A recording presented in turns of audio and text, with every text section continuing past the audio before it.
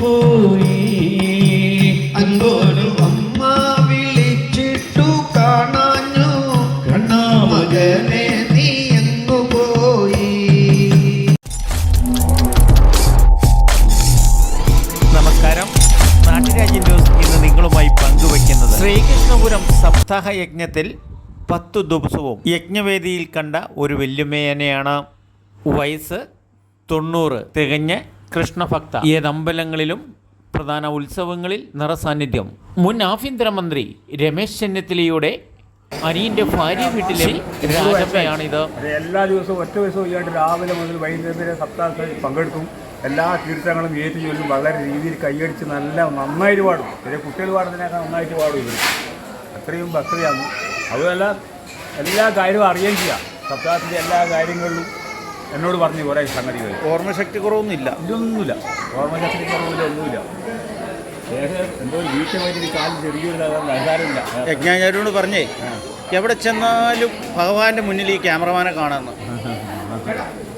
ഞാൻ അനുഗ്രഹം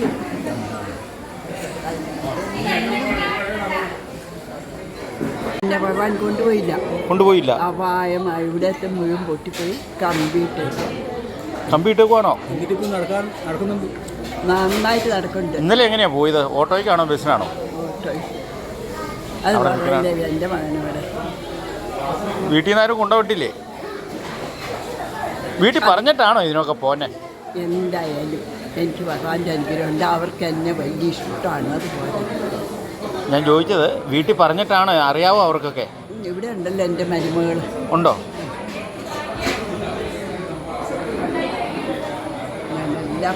പേരെങ്ങനെയാ? എൻ്റെ പേരറിയാൻ പറ്റില്ല. ഇല്ലോ പറ. രാജമ്മ PL നഗർ. വീട്ടുപേരോ? പൈക്കാട്ട്.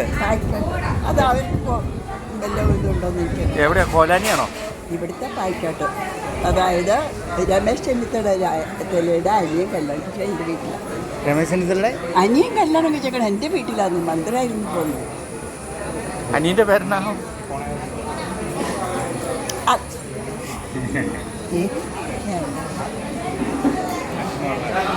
എനിക്കൊരു കാര്യമാണ്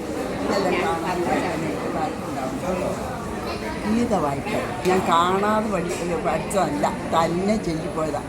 എന്നിട്ടും അവരാരും ഗീത കാണാതെ അറിയാവോ? ഗീത കാണാതെ അറിയാവോ? ഏതാണ്ട് 3/4 ഭാഗവും.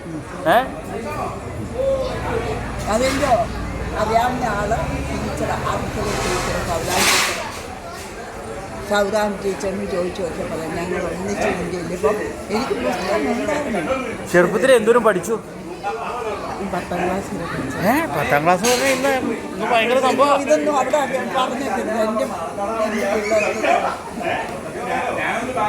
മുത്തശ്ശിക്ക് മക്കളെ അത്ര ഇഷ്ടമാണ്. മക്കൾക്കും അതിലേറെ ഇഷ്ടം. മനസ്സിന്റെ ഉല്ലാസത്തിനും സന്തോഷത്തിനുമായി മക്കളുടെ അനുവാദത്തോടെയാണ് ക്ഷേത്ര ദർശനങ്ങളെല്ലാം.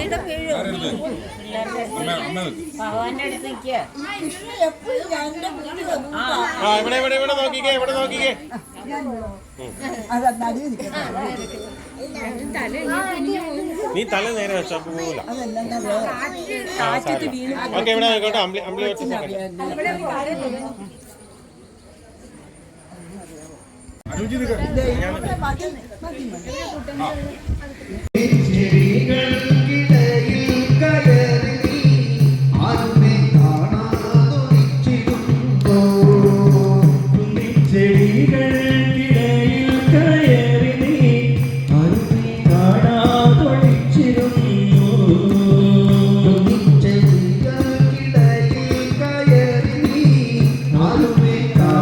നാട്ടുരാജ്യ ന്യൂസിനു വേണ്ടി ക്യാമറ റിപ്പോർട്ടിംഗ് KK വിജയൻ.